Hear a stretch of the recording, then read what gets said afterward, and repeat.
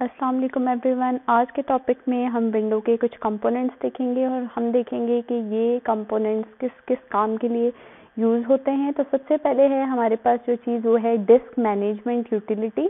Disc management utility हमारे पास आप कह सकते हैं एक ऐसा कंपोनेंट है, एक ऐसी फैसिलिटी है जिसकी वजह से आप ग्राफिकल यूज़र इंटरफेस में अपने ड्राइव्स को देख सकते हैं। किस तरह से हमारा डेटा हार्ड डिस्क पे या सेकेंडरी स्टोरेज पे कंप्यूटर में स्टोर हुआ है, आप उसको व्यू कर सकते हैं, आप उसको अरेंज कर सकते हैं, आप अपनी ड्राइव का स्टेटस देख सकते हैं, कितनी पार्टीशंस बनी हुई हैं आपके सिस्टम पे वो चीज़ आप चेक कर सकते हैं और उनको मैनेज कर सकते हैं आप कह लें। और इसी डिस्क मैनेजमेंट यूटिलिटी की वजह से आप अपनी अपनी ड्राइव्स का जो आपकी हार्ड डिस्क के पोर्शंस होते हैं उनका स्टेटस देख सकते हैं, आप उनका साइज चेक कर सकते हैं, आप चेक कर सकते हैं कौन सी में ड्राइव में कितनी स्पेस फ्री है, कितनी स्पेस यूज़ हुई हुई है। और आप ये भी देख सकते हैं कि किस ड्राइव में आपकी सिस्टम ऑपरेटिंग सिस्टम इंस्टॉल कौन सी ड्राइव में आपका हुआ है। जैसा कि आपको मैं अगर दिखा दूं यहाँ से, ये देखें, हम माई कंप्यूटर पे चले जाते हैं तो ये डिस्क मैनेजमेंट यूटिलिटी की वजह से ही आपको ये स्क्रीन नज़र आती है जिसपे आप ये चेक कर सकते हैं डिवाइसेस एंड ड्राइव्स। तो आप यहाँ से देखें, अगर डिवाइसेस एंड ड्राइव्स को देखें तो यहाँ डिस्क लोकल डिस्क सी पे आपका हमारी विंडो इंस्टॉल है या ऑपरेटिंग सिस्टम इंस्टॉल है और हम देख सकते हैं कि कितनी स्पेस यहाँ फ्री है और कितनी स्पेस यूज़ हुई हुई है। इसी तरह हमारी नेक्स्ट ड्राइव है पब्लिक डी, नेक्स्ट ड्राइव है रिजर्व्ड ई और नेक्स्ट हमारे पास डीवीडी ड्राइव है। ये सारी ड्राइव्स हम किसकी वजह से देख पाते हैं, इनके अंदर जितने भी हमारे पास आप कह लें कि जो भी डाटा है या जो भी हम चीज़ें हैं उनको किस तरह से अरेंज कर पाते हैं या किस तरह से हम इसको व्यू कर पाते हैं, ये सारा का सारा हमें फैसिलिटी, ये सारी की सारी इंटरफेस हमें डिस्क मैनेजमेंट यूटिलिटी ही प्रोवाइड करती है। अगर डिस्क मैनेजमेंट यूटिलिटी ना हो तो हमारे लिए चीज़ों को सिलेक्ट करना, अरेंज करना, उनको व्यू करना, अपनी ड्राइव का स्टेटस देखना या हमारे पास ऑपरेटिंग सिस्टम किस ड्राइव पर इंस्टॉल है वो चीज़ें व्यू करना और मैनेज करना पॉसिबल ना हो। ये ग्राफिकल इंटरफेस हमें डिस्क मैनेजमेंट यूटिलिटी की वजह से ही मिलता है।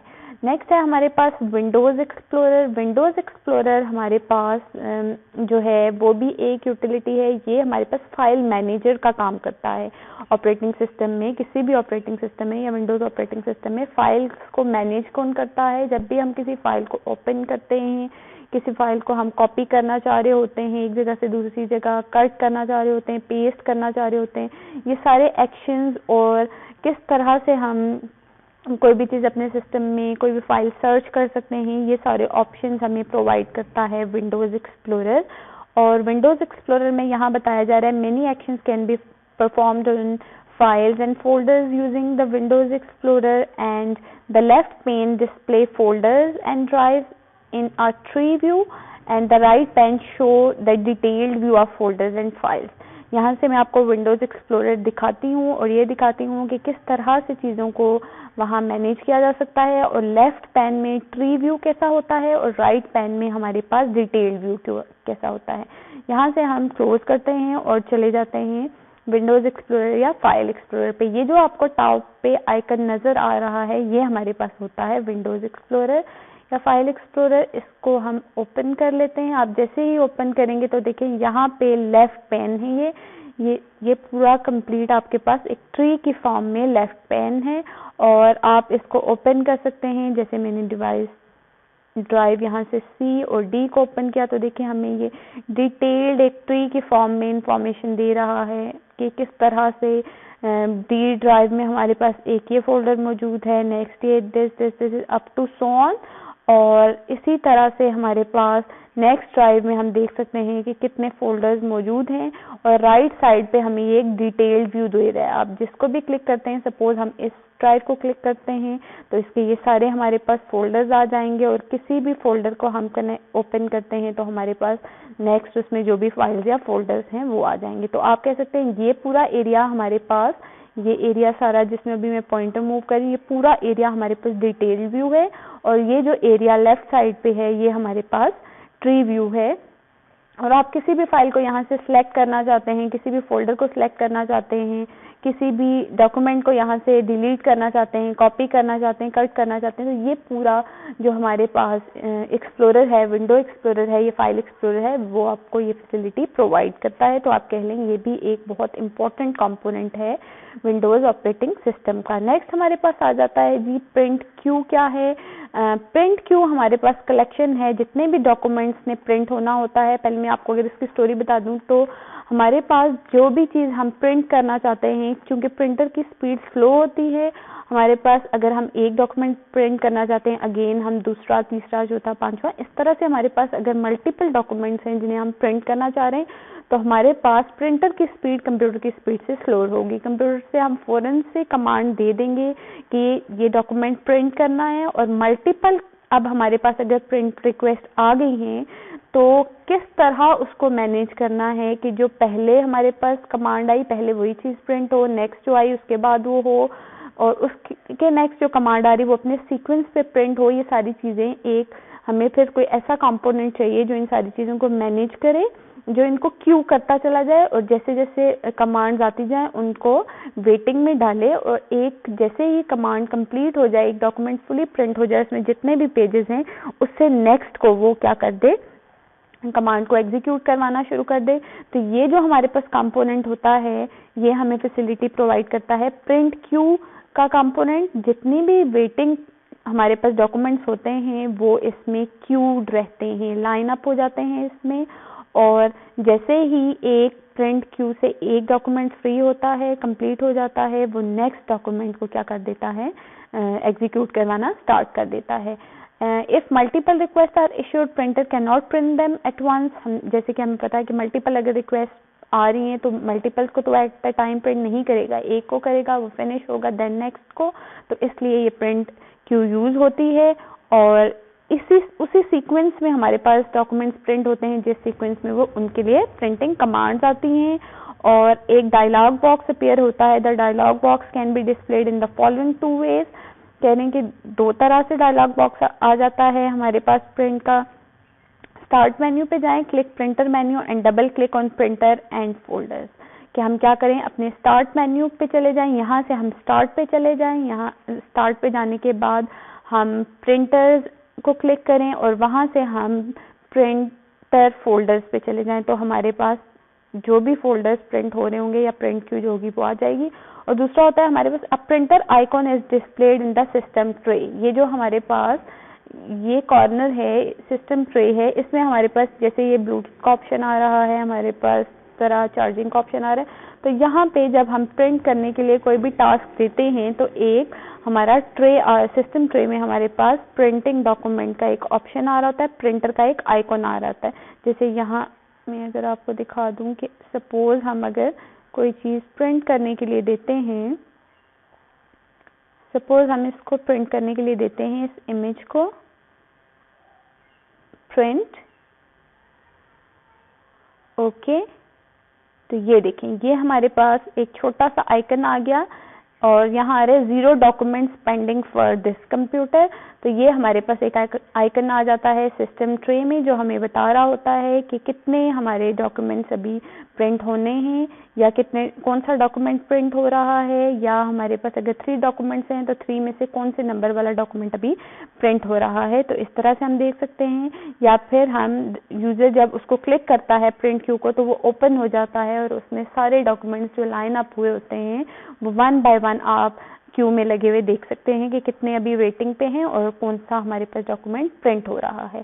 और नेक्स्ट हमारे पास जो है कंपोनेंट वो है फाइल मैनेजमेंट। फाइल मैनेजमेंट का कंपोनेंट भी हमारे ऑपरेटिंग सिस्टम में हमें बहुत ईज प्रोवाइड करता है। इसको यूज करते हुए हम अपनी फाइल्स को, अपने फोल्डर्स को मेंटेन कर सकते हैं, ऑर्गेनाइज कर सकते हैं अपने कंप्यूटर्स में।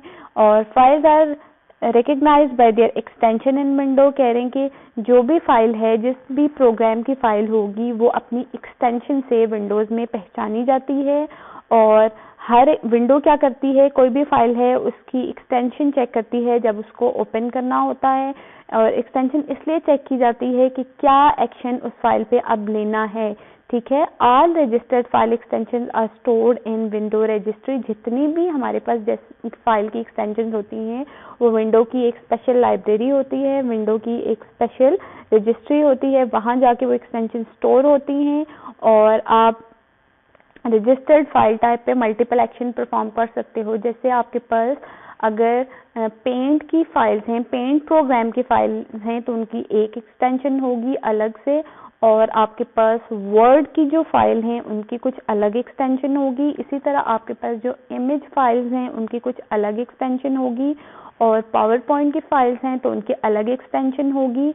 और एक्सटेंशन से ही आपके सिस्टम को या आपकी विंडो को ये पता चलेगा, या आपके ऑपरेटिंग सिस्टम को ये पता चलेगा कि ये किस टाइप की फाइल है, किस प्रोग्राम की फाइल है। ठीक है, और जो रजिस्टर्ड एक्सटेंशन फाइल्स हैं उन पे कुछ खास तरह के एक्शंस परफॉर्म हो सकते हैं, जैसे कि उन्हें ओपन किया जा सकता है, उन्हें प्रिंट किया जा सकता है। अगर विंडो को ये बात ना पता हो कि ये कौन सी फाइल एक्सटेंशन है, विंडो अगर उसको रिकॉग्नाइज ना करे, तो एक डायलॉग बॉक्स हमारे पास अपीयर होता है और वो हमसे ये पूछता है या हमसे ये चूज करवाया जाता है इस डायलॉग बॉक्स में कि किस टाइप ऑफ प्रोग्राम में हम इस फाइल को व्यू करना चाहते हैं। जैसे मैं आपको एक्सटेंशंस दिखाती हूँ और कुछ प्रोग्राम्स जिनकी एक्सटेंशन हमारे पास ना हो, देखते हैं वो कैसे ओपन होते हैं। जैसे कि ये देखें, हमारे पास ये है एक पिक्चर, इसकी प्रॉपर्टीज में जाते हैं और इसकी हम एक्सटेंशन देखते हैं। यहाँ देखें, आपको स्क्रीन पे नजर आ रहा होगा प्रॉपर्टीज का फोल्डर, और यहाँ इसमें अगर आप देखें तो इसकी एक्सटेंशन हमारे पास टाइप ऑफ फाइल, ये हमारे पास है जी जेपीईजी इमेज, और इसकी एक्सटेंशन है हमारे पास .jpg। ठीक है, ये हमारे पास इमेज फाइल थी, इसकी ये एक्सटेंशन है। एक और हम ये वर्ड का डॉक्यूमेंट सेलेक्ट करते हैं, इसकी प्रॉपर्टीज में जाते हैं। देखिए यहाँ पे हमारे पास अगर हम इसका कंपैरिजन इससे करें तो यहाँ पे टाइप ऑफ फाइल में आ रहा है माइक्रोसॉफ्ट ऑफिस वर्ड फाइल, और इसकी हमारे पास एक्सटेंशन है .docs। ये इसके लिए स्पेसिफिक है। अब आप देखें, अगर हम नेक्स्ट कोई और वर्ड का डॉक्यूमेंट ओपन करेंगे तो उसकी भी यही एक्सटेंशन होगी, क्योंकि इन दोनों का एप्लीकेशन सेम है, इन दोनों का प्रोग्राम सेम है, ये दोनों ही माइक्रोसॉफ्ट ऑफिस वर्ड की फाइल्स हैं, तो दोनों का type of file Microsoft Office Word document और इनकी एक्सटेंशन .docs है। जबकि इन फाइल्स के नेम अलग अलग हो सकते हैं, जो भी हमने उनको नाम दिया है। जैसे कि इस फाइल को मैंने वर्ड प्रोसेसिंग प्रॉपर्टीज का नाम दिया है और इस फाइल का नाम हमारे पास new Microsoft Office Word document है। इसी तरह ये एक और तरह का प्रोग्राम है, ये हमारे पास नोटपैड का प्रोग्राम है।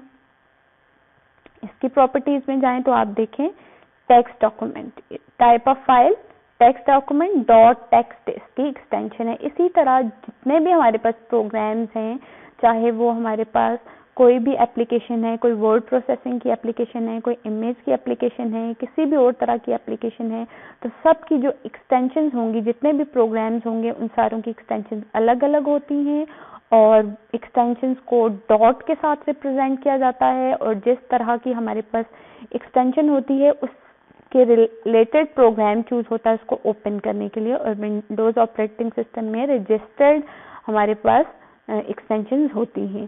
That's all for today. इंशाल्लाह नेक्स्ट लेक्चर में हम डिस्क पार्टीशंस के बारे में देखेंगे। आई होप आपको लेक्चर पसंद आया होगा। अगर आपको लेक्चर पसंद आया हो तो वीडियो को लाइक करें और चैनल को सब्सक्राइब करें। Thank you.